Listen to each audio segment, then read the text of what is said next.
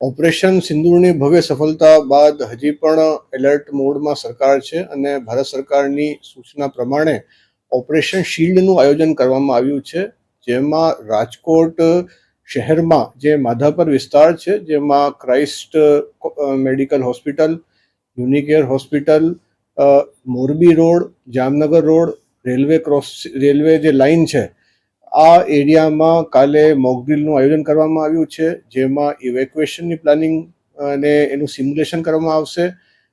ડ્રોનનું સ્વાર્મ attack થાય તો શું શું તકેદારી લેવાની છે એની પ્રેક્ટિસ કરવામાં આવશે, જેમાં 200થી વધારે એનસીસી, એનએસએસ, સિવિલ ડિફેન્સના વોલન્ટિયર્સ, તમામ જિલ્લા વહીવટીતંત્ર, પોલીસ તંત્ર અને તમામ જે રેસ્ક્યુ જે ફોર્सेस છે એની સાથે જોડાશે.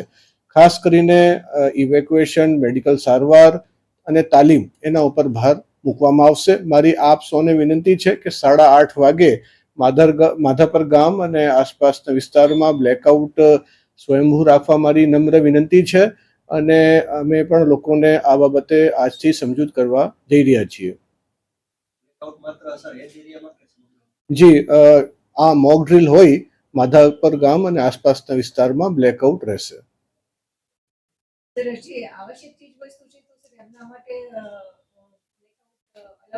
જી, 15 મિનિટનું અત્યારે બ્લેકઆઉટની પ્લાનિંગ છે.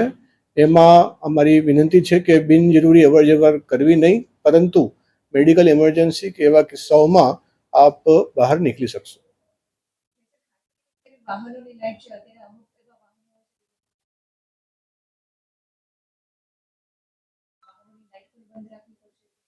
જી, અમે એમાં પણ અમારી વિનંતી છે કે આ વિસ્તારમાં જો કોઈ વાહન પસાર થઈ રહ્યું હોય તો એ બાજુમાં પોતાની લાઇટો બંધ કરીને ઊભા રહે.